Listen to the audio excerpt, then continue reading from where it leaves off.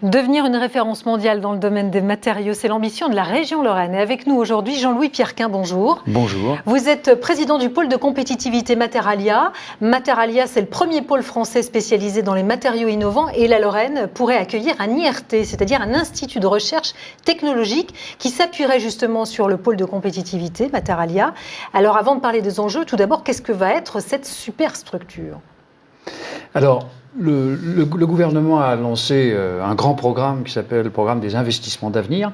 Et dans ce programme des investissements d'avenir, il y a une partie qui est réservée à promouvoir et créer des structures propres à aider les entreprises à innover. Et dans ces structures, une idée est de faire des instituts de recherche technologique. Alors, qu'est-ce que c'est qu'un institut de recherche technologique ? C'est un centre de recherche, c'est-à-dire quelque chose qui regroupe des chercheurs, des plateformes dans lesquelles il y a des chercheurs. Et ces chercheurs sont d'ailleurs en provenance à la fois de l'industrie privée et à la fois du monde académique. Ces chercheurs collaborent autour de thématiques, bien sûr, qui sont dédiées, en l'occurrence pour l'IRT Lorrain, des matériaux. Et ces chercheurs, bien sûr, vont travailler sur des projets qui ont une très nette orientation industrielle. L'objectif, ce n'est pas de faire de la recherche académique, qui est très utile, mais c'est de faire de la recherche qui va déboucher sur des produits nouveaux pour favoriser le développement industriel de demain, et le plus tôt possible, bien sûr, puisque notre souci est d'essayer d'innover pour pouvoir mettre sur le marché le plus vite possible des solutions nouvelles. Et alors justement, qui va décider et quand sera annoncée cette décision? Et si oui, la Lorraine décroche cet IRT, où sera-t-il basé? À Nancy, à Metz, ailleurs? Alors, il y a plusieurs questions. La première, c'est que la procédure qu'a utilisée le gouvernement est celle d'un appel d'offres, c'est-à-dire que c'est une compétition en France, des initiatives sur des IRT dans d'autres domaines que les matériaux, les biotechnologies, les technologies du numérique, etc., sont en train d'être préparées par des régions ou des regroupements de régions.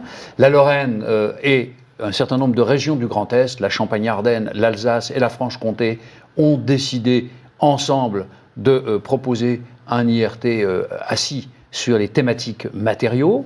Alors, c'est le gouvernement qui a fait cet appel d'offres. Cet appel d'offres sera jugé par des jurys internationaux. On doit rendre les copies le 20 janvier. Et après, sur proposition des jurys, bien sûr, le gouvernement prendra la décision de financer entre 5 et 10 IRT en France.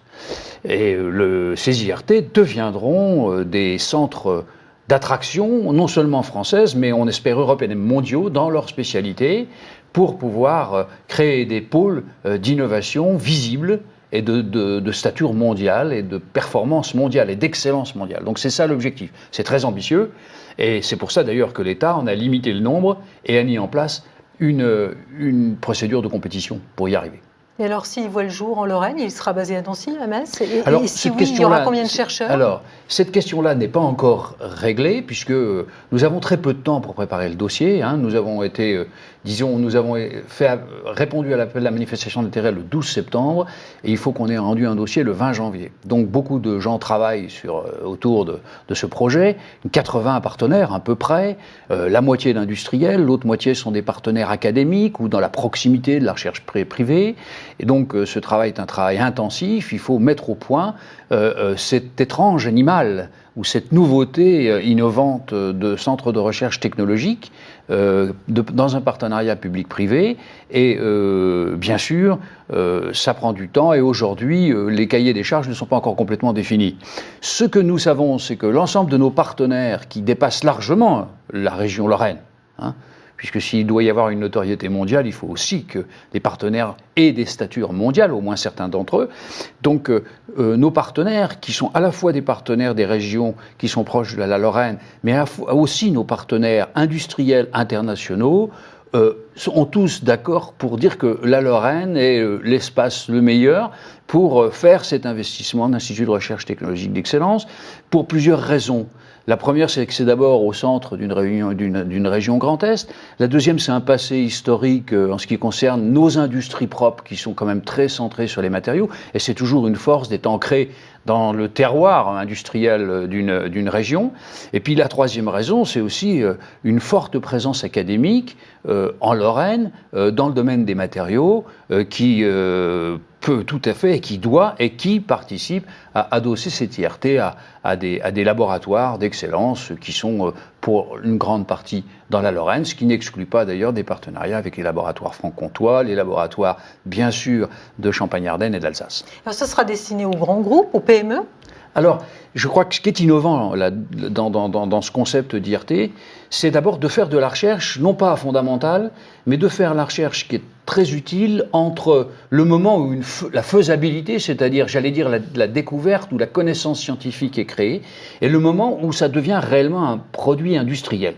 Alors, dans le domaine des matériaux, pour arriver à innover, il faut associer les partenaires qui sont sur toute cette chaîne qui va de l'idée ou du savoir scientifique au moment où quelque chose est changé dans un avion, une voiture, une construction, un système médical.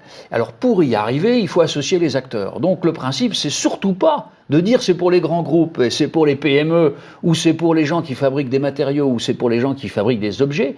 Justement, l'intérêt de cette IRT, son caractère innovant, c'est de faire un espace d'innovation ouvert qui regroupe à la fois les utilisateurs, les fabricants d'auto, les fabricants d'automobiles, les fabricants de trains, les fabricants d'avions, les fabricants d'appareillage médical, les fabricants de prothèses, les fabricants de maisons, de les rapprocher des gens qui fabriquent des matériaux. Alors ça, c'est des sidérurgistes, des gens qui sont dans la fabrication du verre, des gens qui sont dans la fabrication de matériaux sophistiqués, et puis toutes les chaînes intermédiaires, qui sont d'ailleurs surtout constituées de PME, PMI, qui prennent ces matériaux et les transforment dans quelque chose qu'on peut mettre dans ces fameux véhicules, avions ou trains. Donc toute la chaîne est concernée.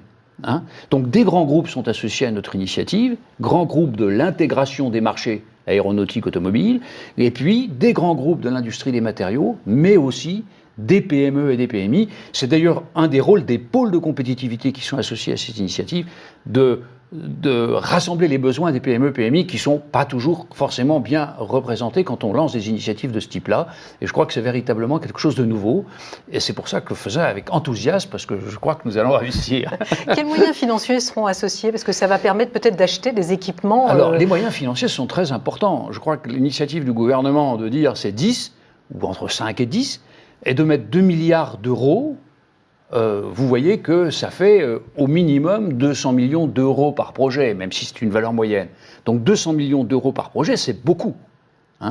La taille visée d'ailleurs de notre centre de recherche serait de l'ordre de 3 à 500 personnes, parce qu'aujourd'hui, pour avoir cette notoriété internationale, pour couvrir des domaines suffisamment larges de compétences, permettant d'attirer des projets qui ne sont pas uniquement des petits projets de faisabilité, mais des projets qui amènent des solutions réellement en termes de système, il faut à peu près cette taille.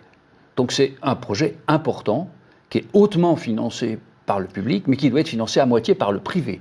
C'est-à-dire que cette valeur moyenne de 200 millions doit être confortée par 200 millions de fonds privés, ce qui n'est pas forcément toujours très simple à mobiliser, surtout qu'il y a beaucoup de partenaires, il y a plusieurs partenaires, donc que les partenaires se mettent d'accord. Oui, plusieurs centaines de chercheurs. À terme, évidemment, c'est de développer l'emploi sur la région. On a déjà une idée de quel pourrait être l'impact justement sur l'emploi? Alors, c'est très difficile, si vous voulez, parce que d'abord, il ne s'agit pas de faire des promesses mécaniques en disant je vais mettre 500 chercheurs, ça va créer tant d'emplois dans la région. Ce qu'on sait, c'est que dans les endroits où ça existe, où ces initiatives-là ont déjà existé, l'IRT a un caractère un peu original français, mais des structures un peu identiques existent aux États-Unis, existent en France. Par exemple, on parle beaucoup du LETI à Grenoble, qui a une structure un peu identique, de collaboration publique-privée. Les effets sur le développement régional ont été très forts. Ils sont très forts parce qu'en créant ces centres de recherche, mais pas que ça, on crée des écosystèmes qui finalement attirent les entrepreneurs et attirent l'initiative.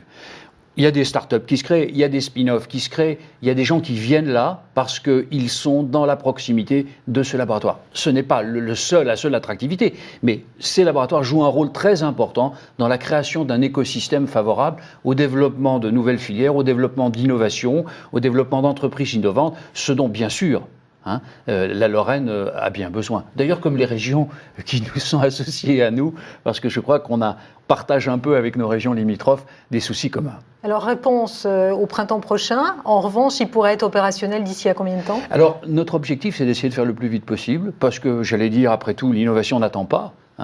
Donc on n'est pas dans un processus qui consisterait à dire on va construire des murs, on va attendre 5-6 ans quand on pourra se loger. Non. On vise avec nos partenaires industriels et académiques de mettre en œuvre le plus vite possible, en tout cas la structure, et en tout cas les premières équipes de recherche, de façon à ce que, bien sûr, on aille plus vite que la réalisation matériel ou du support matériel lui-même de ce que sera cette IRT. Commencer d'abord, mettre en commun des programmes, mettre en commun des budgets, mettre en commun des compétences, des hommes, puisque c'est l'enjeu principal, c'est bien sûr de mettre en présence des hommes qui sont d'origines différentes. Mais comme toujours, l'innovation, il faut le savoir, elle n'est pas dans la tête de l'un, elle n'est pas dans la tête de l'autre, elle naît toujours de la rencontre. Et cette IRT, son premier objectif, c'est sûrement de créer un véritable espace de rencontre entre des gens qui ont des préoccupations différentes, mais en les confrontant, en les travaillant ensemble sur ces préoccupations, on arrive à faire émerger des idées nouvelles. C'est ça, je crois, l'objectif réel de cette IRT. En tout cas, celui qui lui donnera sa valeur et son enthousiasme. On aura l'occasion d'en reparler. Merci, Monsieur Perquin. Je vous en prie. Merci.